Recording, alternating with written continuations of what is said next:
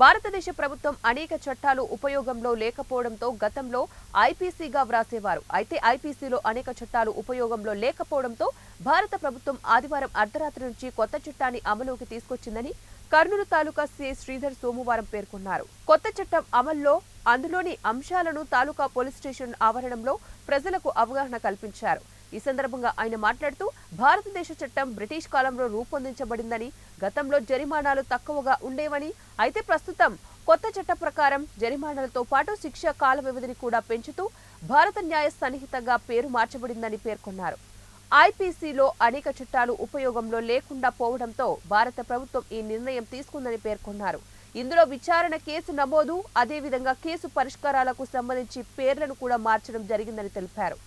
నేటి నుంచి కొత్త చట్టం అమల్లోకి వస్తుందని, అందులో భాగంగానే ఇండియన్ పీనల్ కోడ్ బదులుగా భారత న్యాయ సన్నిహిత అని వ్రాయడం జరుగుతుందని ఆయన పేర్కొన్నారు.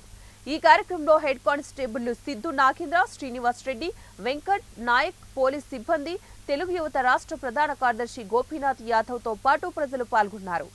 ఇప్పుడు దాన్ని 358 సెక్షన్లు కుదించినారు. అంటే చాలా సెక్షన్లు ఎక్కువ ఉంటాయి కానీ వాటిని యూసేజ్లో లేవు, అవి కన్ఫ్యూజను ప్లస్ దాంట్ యొక్క అవసరం లేకపోవడము ఇట్లంతా రకరకాలుగా ఉండడంతో దాన్ని సెక్షన్ల ఏదైతే రిక్వైర్మెంట్ పబ్లిక్ ఏదైతే ఉంటుందో దాంట్లో అంతా కూడా సెట్ చేస్తూ దాన్ని చేయడం అనేటువంటిది జరిగింది. తర్వాత ఈ ఐపీసీ అంటే ఇండియన్ పీనల్ కోడ్ అనేటువంటిది ఏమి నేరము, ఆ నేరానికి తగినటువంటి శిక్ష అనేటువంటి దాని గురించి చెప్తుంది.